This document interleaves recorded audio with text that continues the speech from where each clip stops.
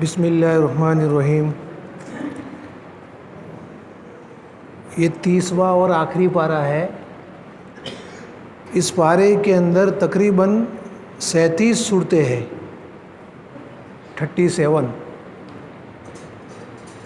اس میں سے تقریباً 8 اور 9 صورتیں ایسی ہیں جس میں اللہ تبارک و تعالیٰ نے قیامت کے منظر کو بیان فرمایا ہے۔ چونکہ قیامت کے منظر کے بارے میں کچھ تفصیل میں نے گزشتہ کل بتا دیا تھا، تو ان صورتوں کی تفصیل میں ہمیں جانا نہیں ہے۔ البتہ چند صورتیں ایسی ہیں جس میں اللہ تبارک و تعالیٰ نے کچھ واقعات بیان فرمائے ہیں جو ہماری عبرت کے لیے ہے۔ سب سے پہلے تو ہم ہر صورت کا نام، اس کی وجہ تسمیہ کیا ہے، ہم اس کو پڑھتے چلے جاتے ہیں، اور ساتھ ساتھ میں جہاں کوئی صورت کے اندر نیا مضمون آئے گا ہم اس کو بیان کر دیں گے۔ سب سے پہلی صورت ہے سورہ نبا۔ نبا کے معنی ہے واقعہ، انسیڈنس جس کو کہتے ہیں انگریزی میں، کوئی واقعہ ہے، کوئی موقع ہے۔ چونکہ اس صورت کے اندر اللہ تبارک و تعالیٰ نے منکرین قیامت، جو قیامت کا انکار کرنے والے ہیں، وہ آپس میں بیٹھ کے مذاکرہ کر رہے تھے، تو اس قیامت کو نبا سے تعبیر کیا ہے، اس لیے صورت کا نام نبا ہے۔ اس صورت کے اندر اللہ تبارک و تعالیٰ نے ایک تو منکرین قیامت کو جواب دیا ہے۔ زیادہ تفصیل بیان نہیں کروں گا اس لیے کہ صورتیں بہت زیادہ ہے، بس مختصر انداز میں ہم کو سمجھنا یہ ہے، یہ لوگ آپس میں بیٹھ کے مذاکرہ کر رہے تھے اور یوں کہہ رہے تھے کہ قیامت کوئی چیز نہیں ہے، اور قیامت کا انکار اس لیے کر رہے کہ اگر مانیں گے تو پھر حساب و کتاب کے لیے بھی جانا پڑے گا، اور حساب و کتاب کے لیے جانا پڑے گا تو دنیا میں اچھے عمل کرنے پڑیں گے، تو جو جڑ ہے اسی کا انکار کرو تاکہ دنیا میں مزے کرے، مرنے کے بعد دوبارہ زندہ نہیں ہونا ہے، حساب و کتاب نہیں دینا ہے، دنیا میں جو کرنا ہے کرو۔ ان کا مقصد یہ ہے۔ اللہ تبارک و تعالیٰ نے اپنی نعمتوں کو شمار کروا کے یوں فرمایا کہ میرے بندے، دنیا کی اتنی ساری چیزیں جب میں پیدا کر سکتا ہوں تو کیا قیامت کو پیدا نہیں کر سکتا؟ اللہ تبارک و تعالیٰ نے ان کو جواب دیا۔ تو اے مضمون اس کے اندر، اس صورت کے اندر بیان کیا گیا ہے۔ اس کے بعد میں جنتی اور جہنمیوں کی نعمتوں کا تذکرہ ہے۔ اس کے بعد میں آخرت کا منظر کھینچا گیا ہے۔ یہ خاص طور پہ 3 مضمون سورہ نبا کے اندر موجود ہے، جنت اور جہنم کی نعمتوں کا تذکرہ اور آخرت کا منظر۔ یہ کل گزشتہ میں نے کچھ اشارہ کر دیا تھا۔ اس کے بعد میں دوسری صورت ہے سورہ نازیات۔ نازیات کا نام نازیات کیوں ہے؟ اس صورت کے اندر اللہ تبارک و تعالیٰ نے چند فرشتوں کی قسمیں کھائی ہے، جس میں فرشتوں کی ایک جماعت وہ بھی ہے جو کافروں کی روح کو سختی سے کھینچنے والے۔ اشارہ فرمایا کہ دنیا میں عمل کا اثر آخرت میں ہوگا تو ضرور، لیکن دنیا میں بھی ہوگا۔ اشارہ فرمایا 5 قسمیں کھائی اللہ تبارک و تعالیٰ نے۔ وہ قسموں کی تفصیل میں جانا نہیں چاہتا، بس اشارہ کر رہا ہو کہ جو آدمی دنیا میں اللہ کی مان کے چلے گا، اللہ تبارک و تعالیٰ موت کے بارڈر پہ اس کی روح کو آسانی سے نکالیں گے۔ اس کی مثال دیتے ہیں جیسے کہ آٹے کے اندر بال اندر چلا گیا ہو، اس آٹے میں سے بال کو نکالو، کتنی آسانی سے نکل جاتا ہے۔ ایمان والے کی روح ایسے نکلے گی، اس کو پتہ بھی نہیں چلے گا۔ اور جو کافر ہوگا اس کی روح ایسے نکلے گی جیسا کہ کانٹے میں کوئی کپڑا الجھ گیا ہو، اب اس کو نکالنا ہے، کھینچ رہا ہے، تو کھینچنے میں ٹینشن ہے کہ کپڑا پھٹ جاوے۔ اللہ تبارک و تعالیٰ کافر کی روح کو اتنی سختی سے کھینچیں گے۔ تو نازیات کا ترجمہ ہوتا ہے قسم ہے ان فرشتوں کی جو کافروں کی روح سختی سے نکالنے والے۔ اس اعتبار سے سورت کا نام سورہ نازیات ہے۔ اس صورت کے اندر بھی اللہ تبارک و تعالیٰ نے اپنی قدرت کی نشانیاں بیان فرمائی ہے جو بار بار آپ کے سامنے الگ الگ مجلس میں آتی رہی۔ اس کے بعد میں تیسری صورت سورہ عبس ہے۔ عبس کے معنی، اس صورت کا نام عبس کیوں ہے؟ عبس کے معنی ہوتے ہیں منہ بگاڑنا۔ جیسے کسی آدمی کو کوئی حالات آتے ہیں، کوئی ٹینشن ہوتا ہے یا کسی آدمی نے آ کے اس کو کوئی غلط یا کوئی خراب خبر سنائی، فوراً ٹینشن میں چہرہ متغیر ہو جاتا ہے. عربی میں اس کو کہتے ہیں عبس. یہ صورت شریفہ جو ہے اس میں اللہ تبارک و تعالیٰ نے ایک واقعہ بیان فرمایا ہے. حضرت عبداللہ ابن ام مکتوم ایک نابینا صحابی ہے. آپ علیہ السلام جو ہے آپ کے پاس میں بہت سارے رؤسائے مکہ کے سردار آپ کے سامنے بیٹھے ہوئے تھے، دین کی باتیں پوچھنے آئے تھے. اور میں نے اس کے پہلے بھی آپ کے سامنے وضاحت کر دی تھی کہ کفار مکہ کے جو سردار آتے تھے وہ دین سیکھنے نہیں آتے تھے، وہ ٹائم پاس کرنے کے لیے آتے تھے کہ کچھ بھی کر کے صحابہ کا ٹائم خراب کرے. ہم چونکہ سردار ہیں، جب حضور کی مجلس میں جائیں گے تو صحابہ کو بولیں گے آپ تھوڑا پیچھے رہو، ذرا مجھے ان سے بات کرنی ہے، وقت خراب کریں گے. چنانچہ یہ موقع بھی ایسا ہی تھا کہ مکہ کے سردار بیٹھے ہوئے اور آپ ان سے دین کی باتیں کر رہے تھے. اچانک ایک نابینا صحابی حضرت عبداللہ ابن ام مکتوم آپ کی مجلس میں آئے اور حضور پاک علیہ السلام سے کوئی مسئلہ پوچھا.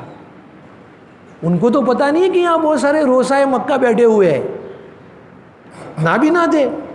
آپ علیہ السلام نے ناگواری کا اظہار کیا، بھائی آپ تو یہاں 24 گھنٹے میرے پاس رہتے ہو، ابھی جاؤ بعد میں آنا.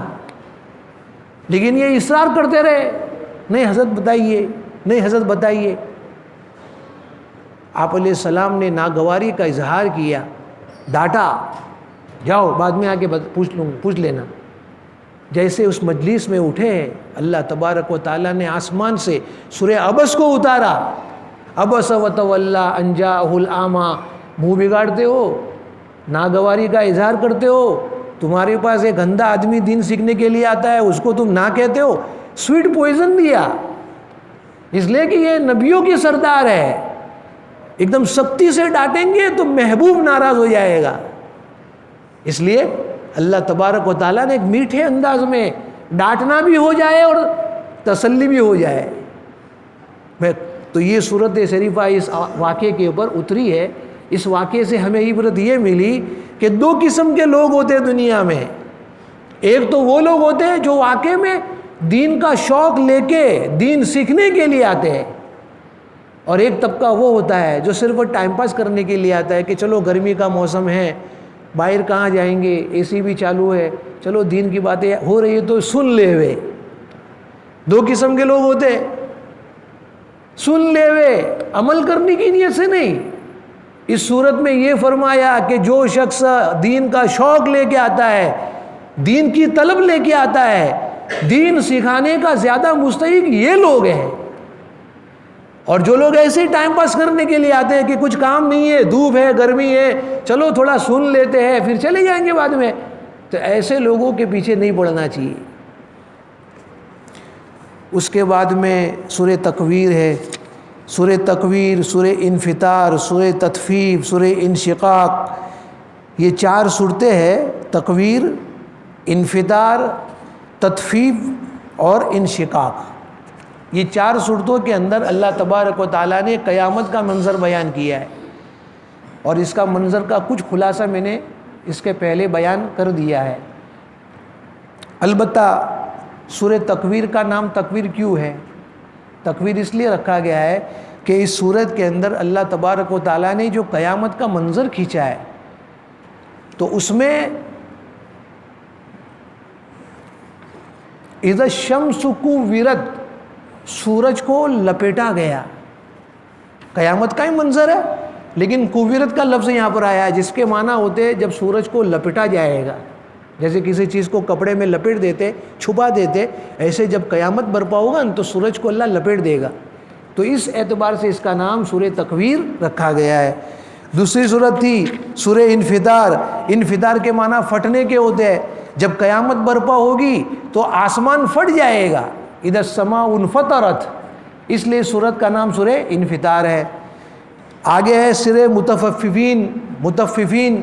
مطففین کے معنی ہے ڈانڈی مارنے والے، ناپ تول میں کمی کرنے والے. چونکہ اس صورت کے اندر اللہ تبارک و تعالیٰ نے ناپ تول میں کمی کرنے والوں کا تذکرہ بیان کیا ہے اور ساتھ میں قیامت کا منظر بھی بیان کیا ہے، اس لیے سورت کا نام سورہ مطففین ہے. اس کے بعد میں ایک اور صورت ہے سورہ انشقاق. انشقاق کے معنی ہے پھٹنے کے. چونکہ اس صورت کے اندر بھی اللہ تبارک و تعالیٰ نے قیامت کا منظر بیان فرمایا ہے. اذا السماء انشقت، جب آسمان پھٹ جائے گا. تو اس اعتبار سے اس صورت کا نام سورہ انشقاق ہے. اس کے بعد میں ایک صورت ہے سورہ بروج. بروج کے معنی ہے ستارے، اسٹار. اس صورت کا نام سورہ بروج کیوں رکھا ہے؟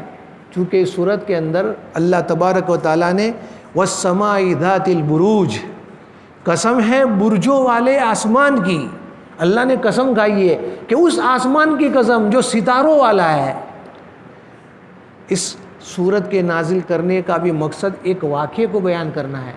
اللہ تبارک و تعالیٰ نے اس میں ایک واقعہ بیان فرمایا ہے. واقعہ یہ ہے، میں مختصر کر رہا ہوں. اس زمانے میں ایک بت پرست بادشاہ تھا جس کا نام تھا یوسف ذو نواس. اس زمانے میں بھی کفاروں کے نام مسلمانوں کی طرح ہی ہوا کرتے تھے. یہ بادشاہ کا نام تھا یوسف ذو نواس. اس بادشاہ کے پاس میں ایک جیوتش تھا، ایسٹرولوجی، نجومی. بادشاہ اس سے پوچھ کے کام کرتا تھا. جب وہ بوڑھا ہو گیا تو نجومی نے بادشاہ سے یوں کہا کہ بادشاہ سلامت، میں تو اب بوڑھا ہو گیا ہوں، اب میرا وقت پتہ نہیں کب آ جاوے دنیا سے جانے کا. میں چاہتا ہوں کہ میرے مرنے سے پہلے میرا علم میں کسی کو سکھا دوں تاکہ میرے مرنے کے بعد وہ تمہارا مشیر بن جائے. اس لیے میرے پاس ایک جوان لڑکے کو بھیجو، میں اس کو علم اپنا منتقل کرتا ہوں اس کے اندر. پھر میں اگر مر بھی گیا تو میرے مرنے کے بعد میرا کام وہ سنبھال لے گا. چنانچہ بادشاہ نے ایک جوان بچے کو، لڑکے کو تیار کیا جس کا نام تھا عبداللہ ابن تامر. اس بچے کا نام تھا. اس بچے کو تیار کیا کہ تجھے جانا ہے روزانہ نجومی کے گھر پہ، اور تجھے جو علم سکھائے گا نا اس کو سیکھ کے آنا ہے. اب یہ محل میں سے راستے میں چلتا چلتا نجومی کے گھر پہ جاتا تھا تو راستے میں ایک پادری کا گھر پڑتا تھا، راہب. اس زمانے میں عیسیٰ علیہ السلام کا مذہب چلتا تھا. اب یہ بچہ تو چھوٹا، مطلب جوان، اس کو اتنا شعور نہیں ہے کہ کون سا دین صحیح ہے. اب راستے میں جاتا تھا تو راہب کا گھر بھی آتا تھا، وہ بھی اللہ والا تھا اس زمانے میں. تو اس نے سوچا کہ لاؤ تھوڑا اس کے پاس بھی بیٹھ جاؤ. اب یہ روزانہ اس کے پاس میں بیٹھتا تھا. راہب اس کو دین عیسوی سکھاتا تھا. اب وہاں سے سیکھ کے جائے گا، ظاہر بات ہے کہ وہاں لیٹ ہی پہنچے گا. مثال کے طور پہ 10 بجے کا ٹائم دیا ہے نجومی کے گھر پہ پہنچنے کا، یہ 10:15 بجے یا 10:30 بجے پہنچتا تھا. روزانہ وہ نجومی اس کو سکھاتا تھا اور ڈانٹتا بھی تھا، اتنا لیٹ کیوں آیا، اتنے بجے تجھے آنے کا کہا، اتنا لیٹ کیوں آیا. تو کچھ بولتا نہیں تھا، وہ بہانہ کر دیتا تھا. اب ظاہر بات ہے جب اس کے پاس لیٹ پہنچے گا تو محل میں لیٹ پہنچے گا، تو محل میں پہنچے تو بادشاہ ڈانٹے، اتنے بجے کیوں آیا، تجھے اتنے بجے آنے کا کہا تھا. یہ روزانہ کا معمول بن گیا. روزانہ جانا، پادری کی ملاقات کرنا، نجومی کی ملاقات کرنا. کئی دنوں تک یہ کرتا رہا.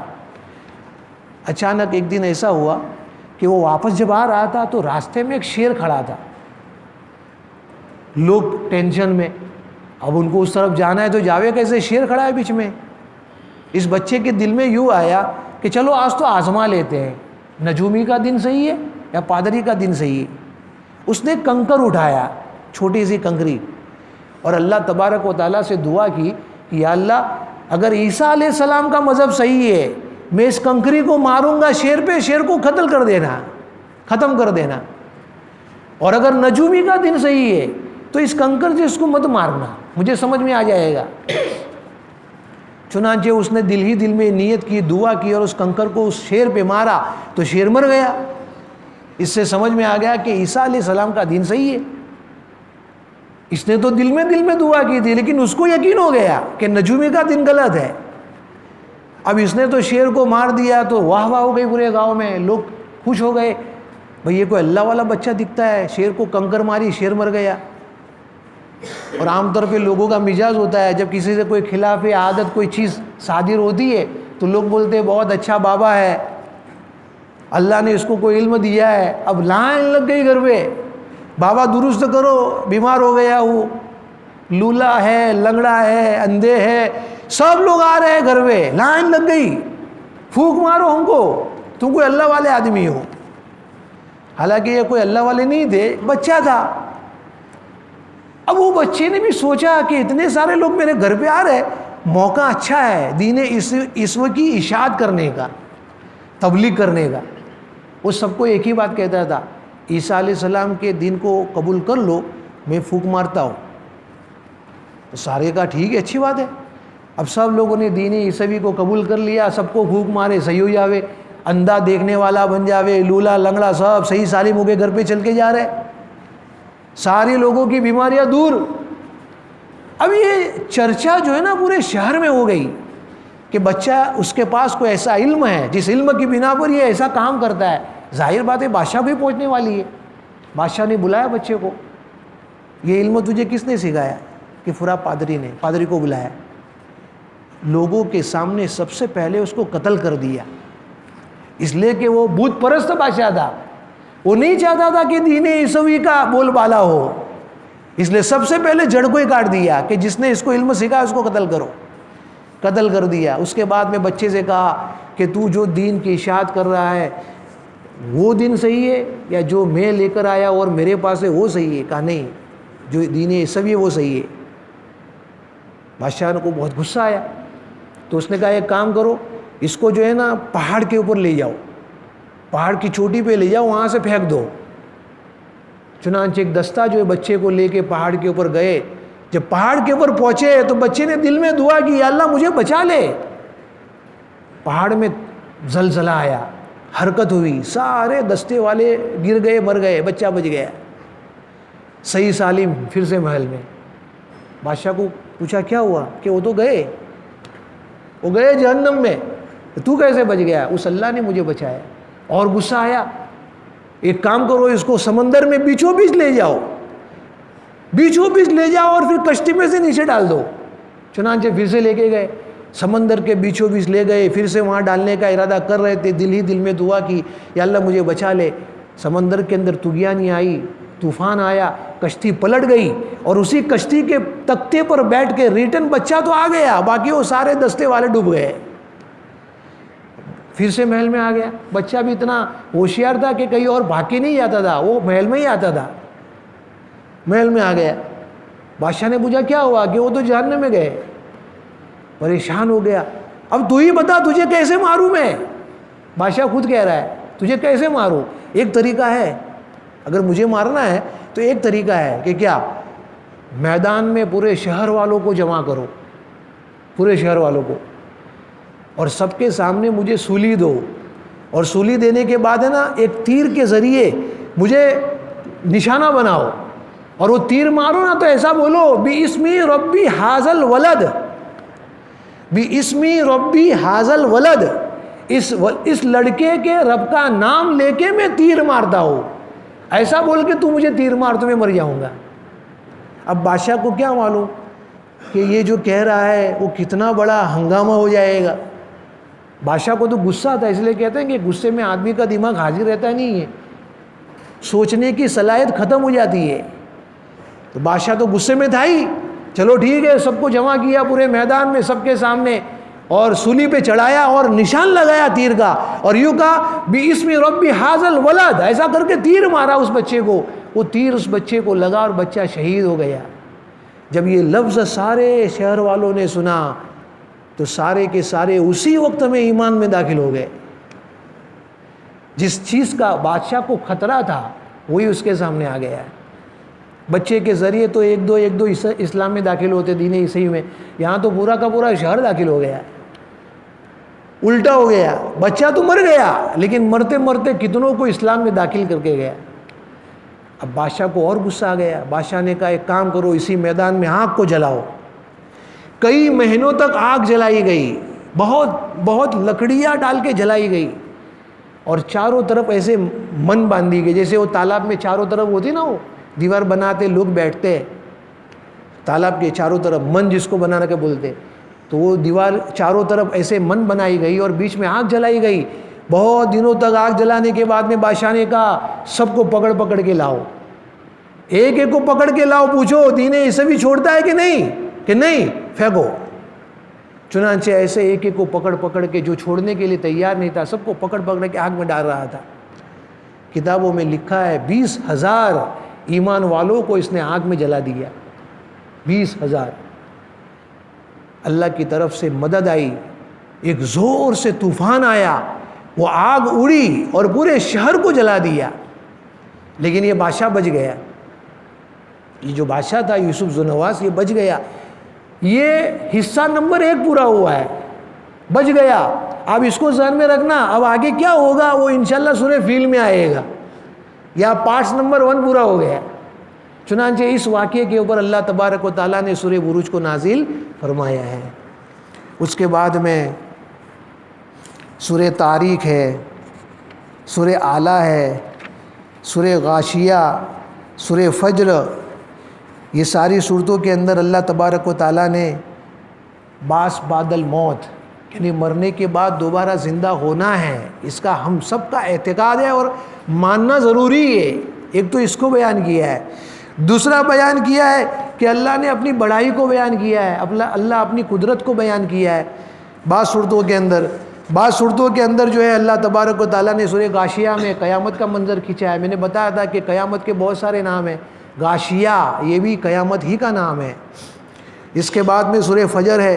سورہ فجر کے اندر بھی اللہ تبارک و تعالیٰ نے بہت ساری امتوں کے واقعات کو بیان فرمایا ہے, اور مقصد یہ ہے کہ جن جن لوگوں نے اپنے نبی کی بات کو مانا تھا اللہ نے ان سب کو بچا دیا, جنہوں نے نہیں مانا اللہ نے ان سب کو برباد کر دیا. اس سے ہماری عبرت یہ ہے کہ ہم کو بھی اپنے نبی کی بات کو مان کے چلنا ہے, دنیا میں بھی کامیاب آخرت میں بھی کامیاب.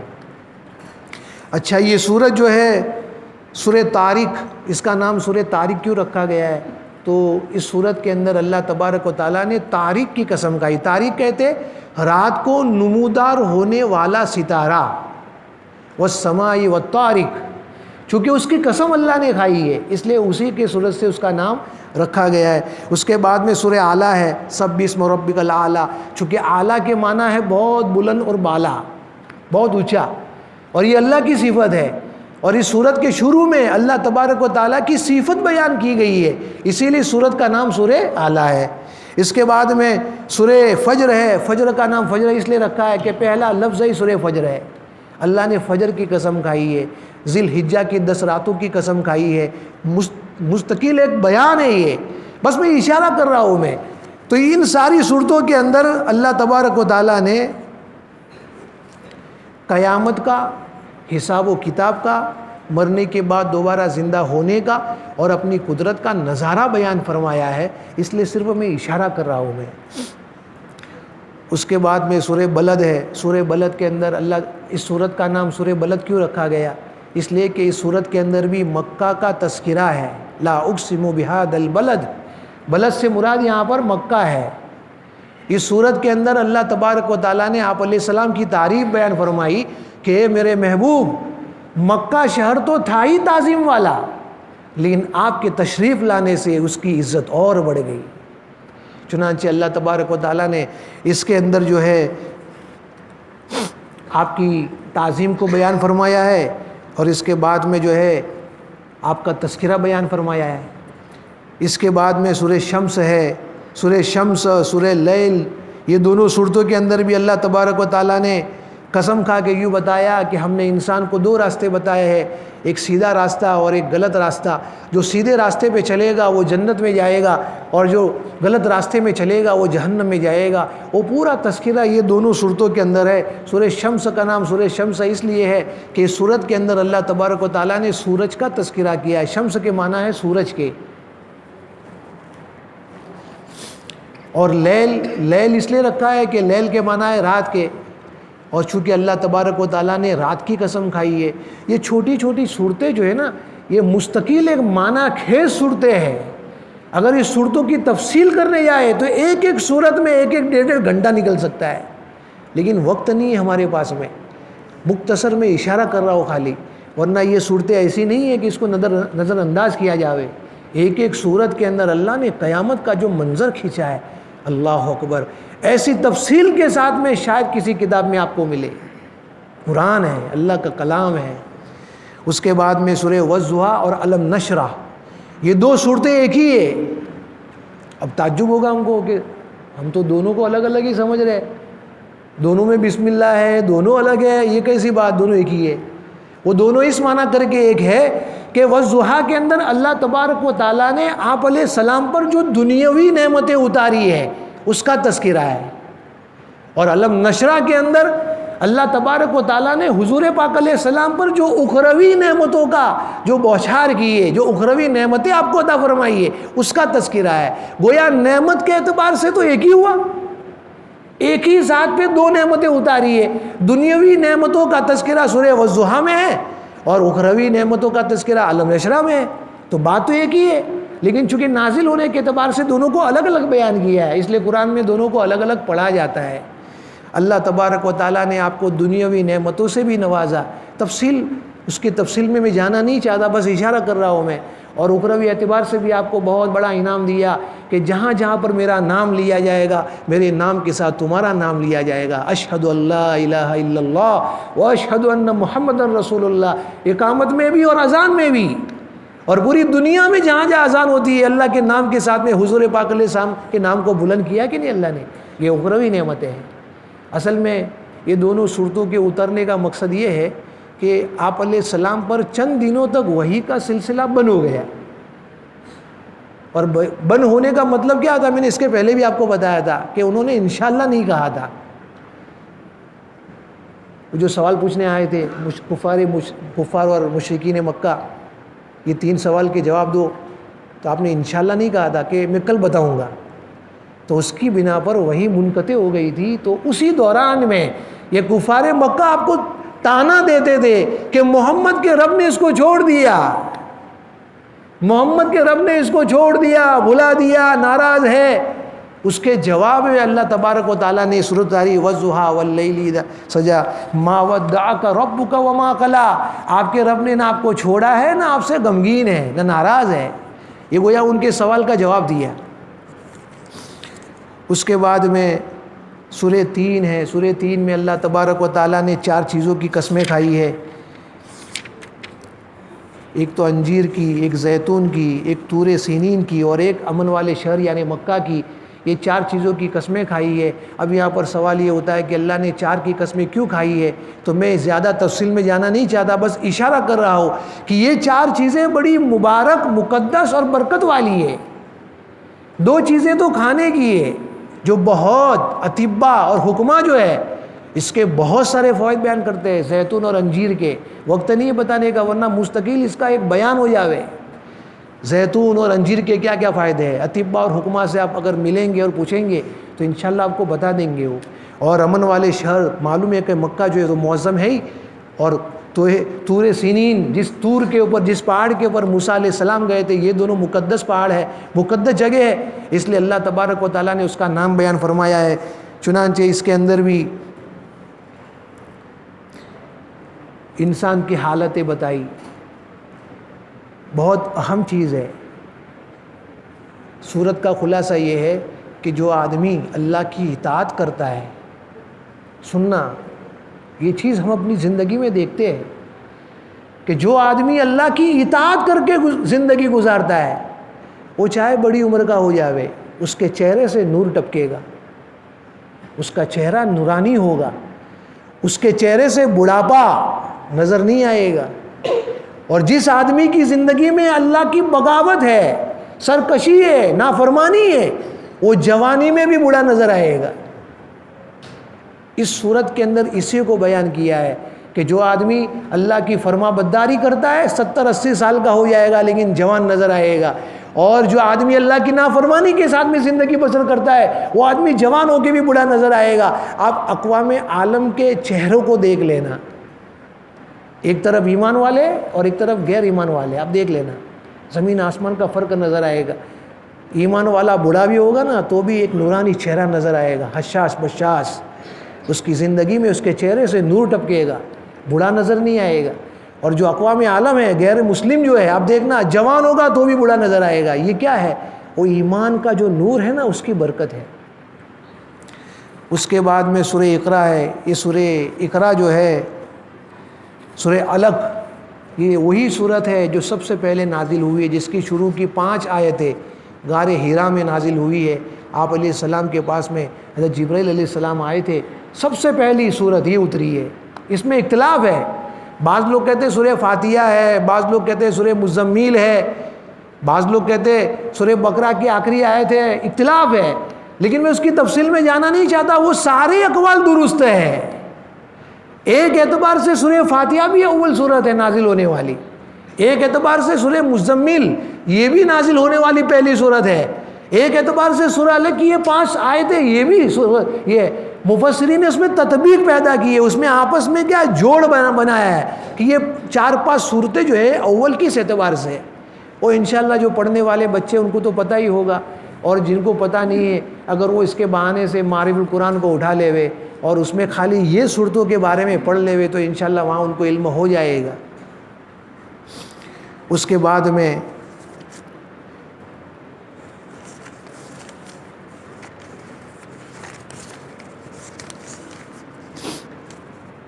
سورہ قدر ہے،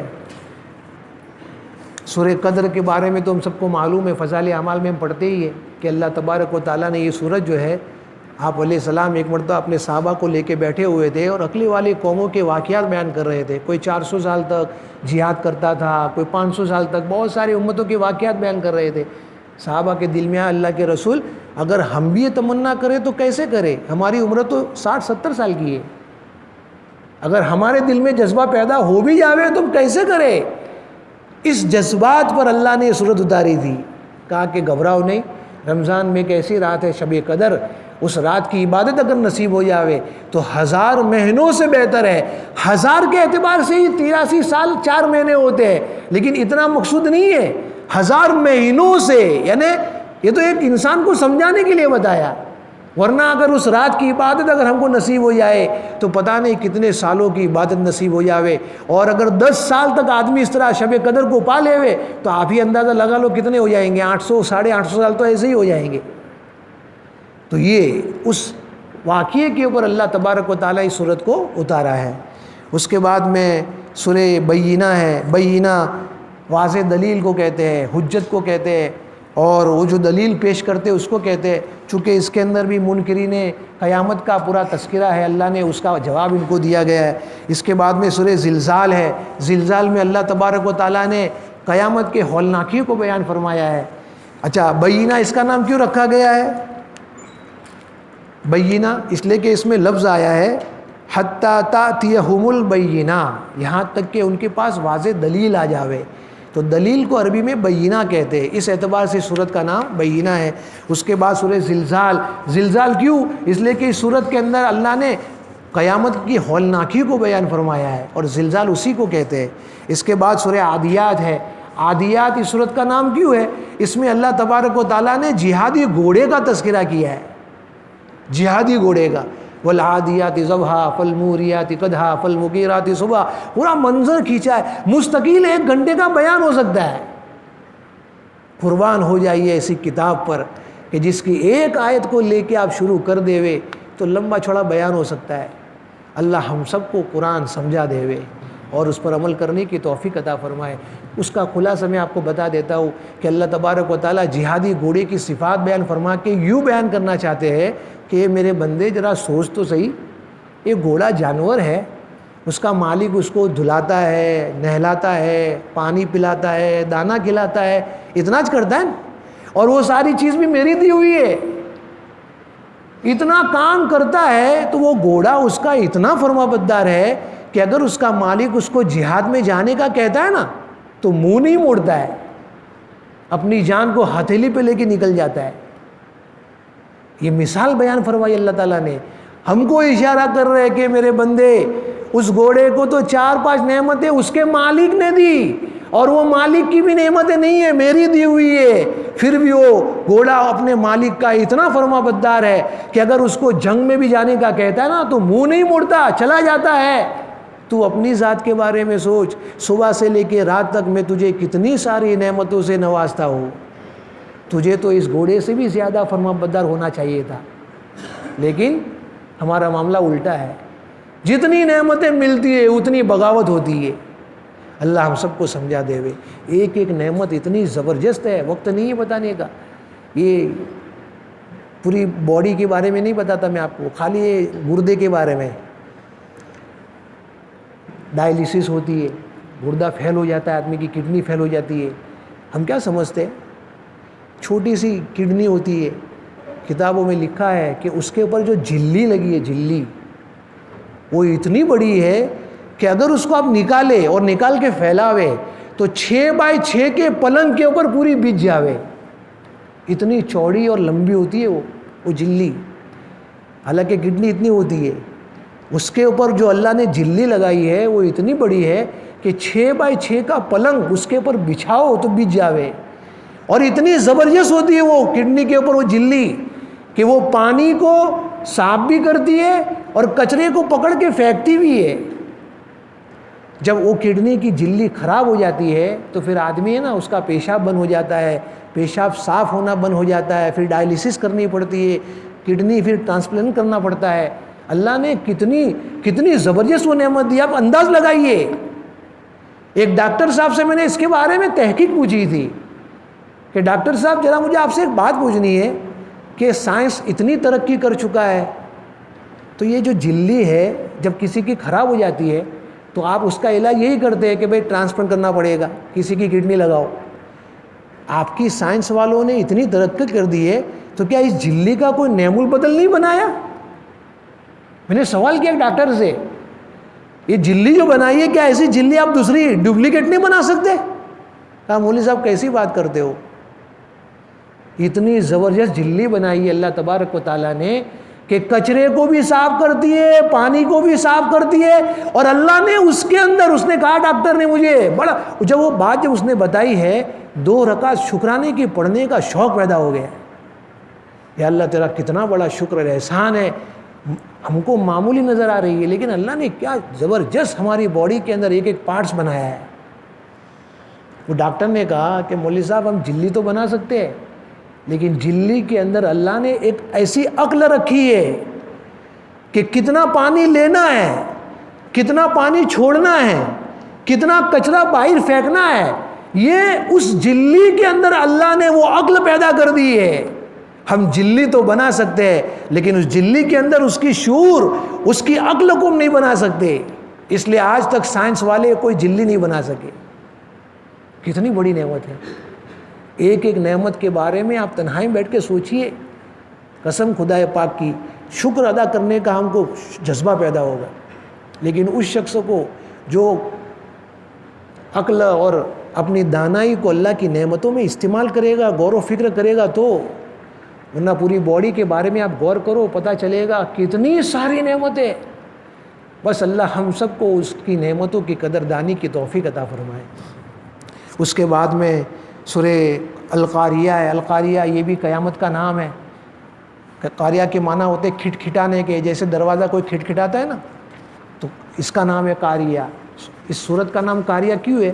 کہتے قیامت جب برپا ہوگی نا تو ایسے کھٹکھٹائے گی جیسے ہم نے بارش کے موسم میں دیکھا ہوگا کہ جب بجلی کڑک ہوتی ہے نا تو گرج بھی ہوتی ہے ساتھ میں، ایسا لگتا ہے کسی نے دروازہ کھول دیا ہو، کسی نے دروازہ توڑ دیا ہو. قیامت کا منظر بھی ایسا ہوگا. اس لیے سورت کا نام سورہ قاریہ ہے. اس سورت میں اللہ تبارک و تعالیٰ نے قیامت کا منظر بیان کیا ہے. اس کے بعد میں جو ہے سورہ تکاثر ہے.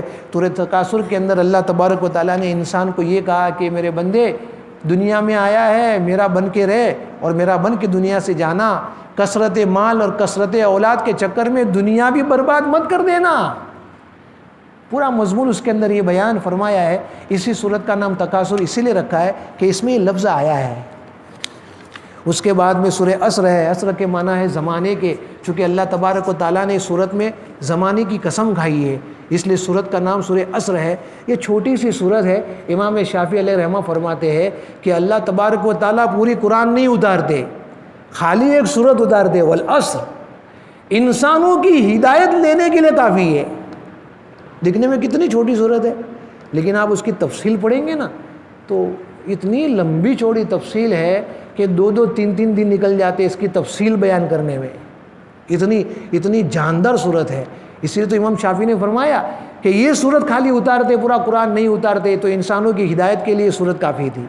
اس کے بعد میں سورہ لمزہ ہے. سورہ لمزہ میں اللہ تبارک و تعالیٰ نے انسانوں کی جو غلط خصلتیں ہیں، چغل خوری کرنا، تانا دینا، گالی گلوچ کرنا، کسی کی برائی کرنا، کسی کو مارنا، وہ ساری بد خصلتیں اس میں بیان فرمائی ہے، اور یوں فرمایا کہ میرے بندے یہ ساری خصلتوں کو تیری زندگی میں سے نکال۔ اس کے بعد میں سورہ فیل ہے۔ سورہ فیل اس کا نام اس لیے رکھا گیا ہے کہ اس میں اللہ تبارک و تعالیٰ نے اصحاب الفیل کا تذکرہ بیان فرمایا ہے۔ یہ بھی لمبا چوڑا واقعہ ہے جو میں نے آپ کو بتایا تھا، میں اشارہ کرتے چلا جا رہا ہوں۔ وہ بادشاہ جو تھا نا، جو بھاگ گیا تھا، اس شہر میں سے 2 آدمی بھی بچ گئے تھے جو عیسائی تھے، وہ بھاگ کے گئے تھے حبشہ میں۔ حبشہ میں نجاشی بادشاہ تھا اس زمانے میں، اس کے پاس گئے اور جا کے یوں کہا کہ بادشاہ سلامت، ہمارے تمام بھائیوں کو یہ یوسف نے مار دیا ہے، آپ اسے بدلہ لے لو۔ اور یہ بادشاہ یمن میں تھا، یہ جو واقعہ پیش آیا نا یمن میں پیش آیا ہے، آپ اسے بدلہ لے لو۔ چنانچہ نجاشی نے اپنے 2 سپہ سالار کو، ابرہا اور ارہات، یہ 2 آدمی ہیں سپہ سالار، یعنی یوں سمجھو نا کہ 2 صدر کو بھیجا، 2 اماموں کو بنا کے بھیجا کہ جاؤ اور اس بادشاہ سے مقابلہ کرو۔ چنانچہ دونوں وہاں گئے اور ان جو بادشاہ تھا یوسف جو نواز، اس سے انہیں مقابلہ کیا، اس کو ہرا دیا، اس کو قتل بھی کر دیا۔ کتابوں میں لکھا ہے کہ وہ خود سمندر میں ڈوب کے مر گیا، یہ بھی آتا ہے۔ اس کے بعد میں ارہات اور ابرہا دونوں اسی ملک یمن میں رہا کرتے تھے۔ اب ظاہر بات ہے کہ ایک ملک میں 2 بادشاہ تو رہ سکتے نہیں ہیں، دونوں کی آپس میں انبن ہو گئی، جھگڑا ہو گیا، میں بادشاہ، دونوں کا آپس میں جنگ ہوئی۔ جنگ کے اندر ارہات جو ہے نا وہ قتل کر دیا گیا، چنانچہ اکیلا 1 مین شو جو ہے نا ابرہا بادشاہ بن گیا۔ جب وہ اکیلا بادشاہ بن گیا تو دماغ تھوڑا اوپر چڑھ گیا، اب میں اکیلا بادشاہ۔ یمن میں اس زمانے میں لوگ مکہ میں آتے تھے عمرہ کرنے کے لیے، طواف کرنے کے لیے بیت اللہ کا، اس کا دماغ خراب ہو گیا۔ اس نے کہا کہ آج کے بعد یمن میں سے کوئی بھی مسلمان بیت اللہ کا حج کرنے یا عمرہ کرنے کے لیے نہیں جائے گا، اب یہ یمن میں ہی میں گرجا گھر بنا رہا ہوں۔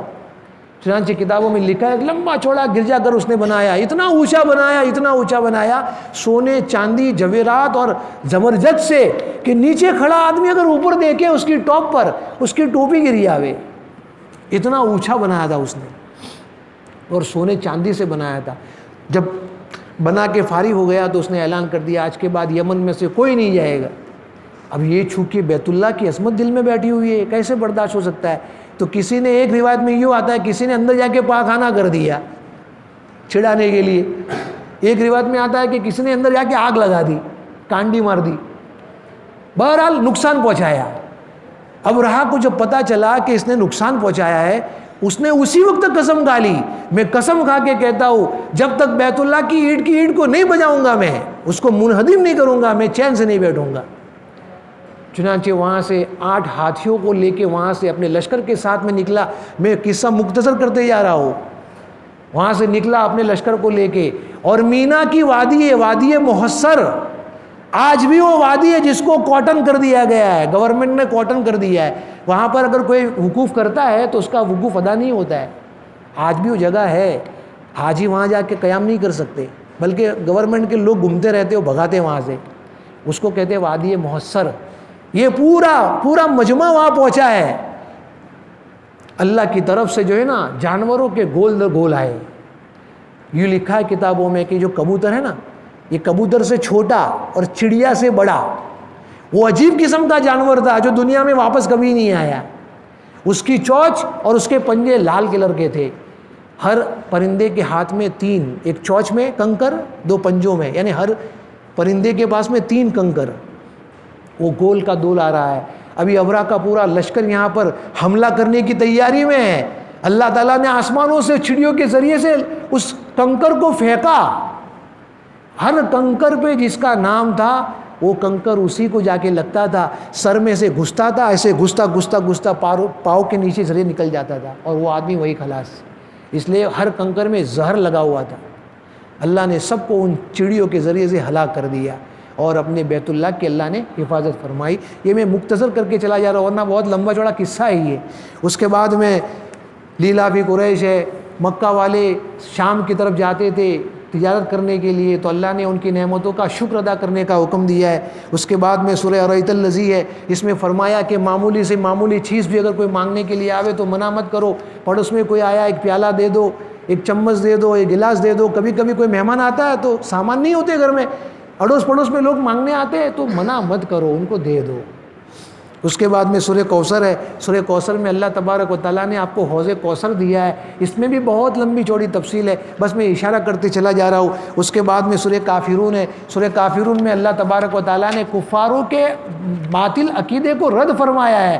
وہ کافر یوں کہتے تھے آپ علیہ السلام کو کہ حضور کمپرومائز کر لے ہوئے تو کہ کیا ایک دن ہم سب مل کے اللہ کی عبادت کریں, دوسرے دن ہم سب مل کے ہمارے معبودوں کی عبادت کریں, کمپرومائز کر لے ہوئے. آپ نے فرمایا نہیں. تو اس کے بارے میں یہ آیت اتری ہے. اس کے بعد میں سورہ اذا جاء نصر اللہ والفتح ہے. اس میں اللہ تبارک و تعالیٰ نے حضور پاک علیہ السلام کی وفات کا حکم دیا ہے. حالانکہ خوشی کی خبر ہے, جب اللہ کی مدد اور فتح آئے گی لوگ دین میں داخل ہو جائیں گے. ظاہر میں تو کوئی سمجھ میں نہیں آ رہا ہے. آپ علیہ السلام کے اوپر جب یہ آیتیں اتری ہے, کونے میں بیٹھ کے حضرت عبداللہ ابن عباس رو رہے ہیں, بڑے بڑے صحابہ مجلس میں موجود ہیں, سب ہنس رہے, خوش ہو رہے کہ اللہ نے فتح کی خوشخبری کا اعلان کر دیا ہے. اور ایک چھوٹے سے صحابی کونے میں بیٹھ کے رو رہے. سب نے پوچھا کیا بات ہے؟ کہا کہ خوشی کی بات نہیں ہے, اللہ کے نبی کے دنیا سے پردہ فرما جانے کا حکم دیا گیا ہے. وہ کیسے؟ کہتے اللہ کے نبی کا دنیا میں آنے کا مقصد یہ تھا کہ دین کو کونے کونے میں پہنچا دے. اللہ نے کونے کونے میں پہنچا دیا, آپ کا فریضہ ادا ہو گیا. اب اللہ اپنے بندے کو اوپر بلا لیں گے, اشارہ فرمایا. اس کے بعد میں ہے سورہ تبت یدا. ابو لہب نے آپ علیہ السلام کو بد دعا دی تھی.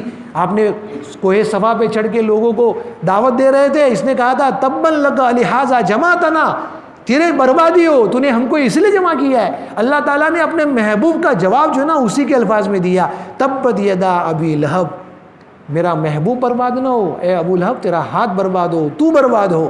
تو اس کے اوپر یہ آیت اتری ہے. اس کے بعد میں قل هو اللہ احد ہے. یہ کفار آ کے آپ علیہ السلام کو کہتے تھے کہ سب کا نسب نامہ ہوتا ہے, اللہ کا بھی نسب نامہ تو بتاؤ.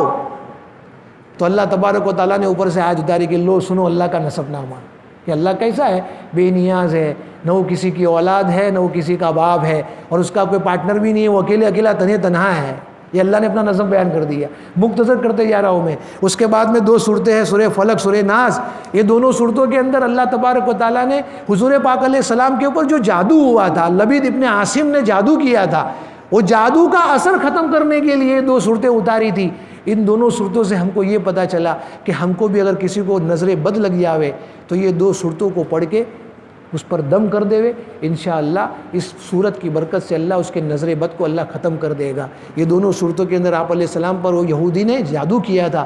وہ جادو کرنے کا مستقل لمبا چوڑا واقعہ ہے, وقت گنجائش نہیں دے رہا ہے, اس لیے میں مختصر کر رہا ہوں, بس خلاصہ بتا رہا ہوں کہ دونوں صورتوں کے اندر اللہ تبارک و تعالیٰ نے آپ علیہ السلام کے جادو کے اثر کو ختم کر دیا. اس لیے ہمارے گھروں میں ہمارے پوتے بھانجے نواسے جو بھی ہو, اگر کسی کو تکلیف ہو تو کسی غیر کے پاس جانے کی ضرورت نہیں ہے. اللہ نے یہ پورا قرآن ہم کو دیا ہے. کوئی بھی آیت پڑھ لو, پڑھ کے دم کرو, انشاءاللہ اللہ اس کو کیا ہے شفا دے دیں گے. حضرت تھانوی رحمۃ اللہ علیہ کے وہاں جب بھی کوئی آتا تھا تو اس کو بسم اللہ لکھ کے دیتے تھے, تعویذ بنا کے. حالانکہ آپ کا مزاج نہیں تھا, لیکن لوگوں کی لائن لگتی تھی, حضرت کچھ دے دو, سب کو وہی لکھ کے دیتے تھے. جب باہر جا کے دیکھا تو خالی بسم اللہ ہی لکھا ہوا ہے. تو قرآن پاک کی کوئی بھی آیت پڑھ کے دم کر دو, انشاءاللہ فرق پڑ جائے گا. غیروں کے دروازے پہ جانے کی ضرورت نہیں ہے. اللہ مجھے اور آپ کو اور پوری دنیا کے مسلمانوں کو ان سب باتوں پہ عمل کرنے کی توفیق عطا فرمائے.